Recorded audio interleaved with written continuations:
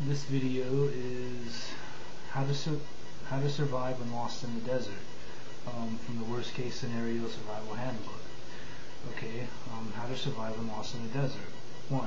Do not panic, especially if people know where you are and when you're scheduled to return. If you have a vehicle, stay with it. Do not wander. 2. If you're on foot, try to backtrack by retracing your steps. Always move downstream or down country. Travel along ridges instead of in washes or valleys where it's harder for you to see and for your rescuers to see you. 3. If you have completely lost your bearings, try to get to a high vista and look around. If you are not absolutely sure, you can follow your tracks or prints. Stay put. 4. Build smoky fires during daylight hours. Tires work well, but keep a bright fire burning at night. If fuel is limited, keep a small kindling fire burning and have fuel ready to burn if you spot a person or vehicle. 5. If a car or plane is passing, or if you see other people off in the distance, try to signal them with one of the following methods. In a clearing, you can use a newspaper or aluminum foil. Weigh it down with rocks to make a large triangle. This is the international distress symbol. A large I indicates to rescuers that someone is injured. An X means you're unable to proceed. An F indicates you need food or water. 3 shots from a gun is another recognized distress signal.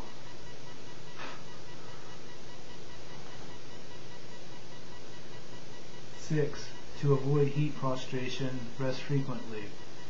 Deserts in the United States can reach temperatures upwards of 120 degrees during the day, and shade can be scarce. In the summer, sit at least 12 inches above the ground on a stool or a branch. Ground temperatures can be 30 degrees hotter than the surrounding air temperature. When walking during daylight hours, walk slowly to conserve energy and rest at least 10 minutes every hour. Drink water, don't ration it. Do not ration water. Drink as needed. Avoid talking and smoking. Breathe through your nose, not your mouth. Avoid alcohol, which dehydrates. Avoid eating if there is not a sufficient amount of water readily available. Digestion consumes water. Stay in the shade and wear clothing, including a shirt, hat, and sunglasses.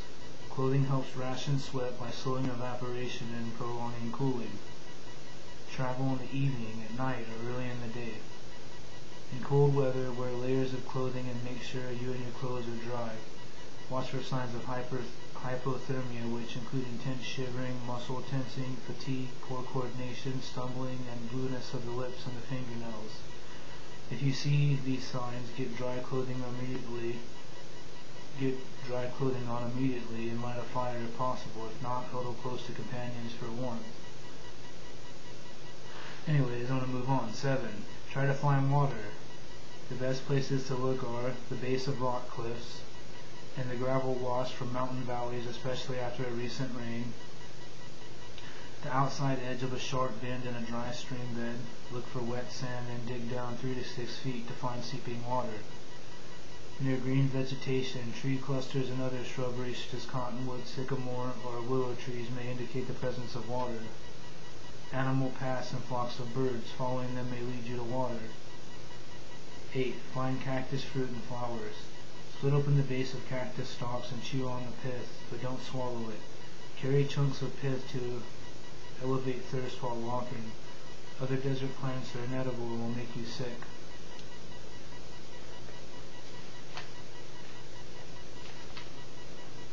How to prepare. When planning a trip to a desert area that is sparsely populated, always inform someone of your destination, the duration of the trip, and its intended route.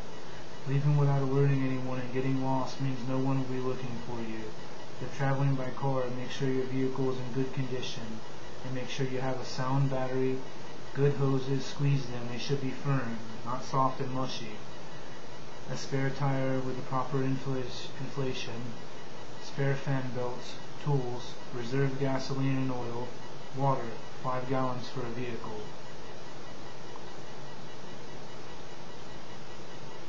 How to drive safely. Keep an eye on the sky. Flash floods can occur in a wash anytime thunderheads are in sight. Even though it may not be raining where you are, if you get caught in a dust storm while driving, get off the road immediately. Turn off your driving lights and turn on your emergency flashers. Back into the wind to reduce windshield pitting by sand particles. Before driving through washes and sandy areas, test the footing. 1 minute on foot may save hours of hard work and prevent a punctured oil pan. If your vehicle breaks down, stay near it. Your emergency supplies are there. Raise the hood and trunk lid to denote help needed. A vehicle can be seen for miles, but a person is very difficult to find. Leave a disabled vehicle only if you are positive of the route to help. If stalled or lost, set signal fires. Set smoky fires in the daytime, bright ones for the night. 3 fires in a triangle denotes help needed. If you find a road, stay on it. What to bring when traveling by foot. Water. 1 gallon per person per day is adequate. 2 or more gallons is smarter and safer. A map that shows the nearest populated areas. Waterproof matches, a cigarette lighter or flint and steel. A survival guide. Strong sunscreen, a hat, warm clothes and blankets. Pocket knife. A metal signaling mirror. Iodine tablets. A small pencil and writing materials. A whistle. 3 blasts denotes help needed. A canteen cup, aluminum foil, a compass, a first aid kit.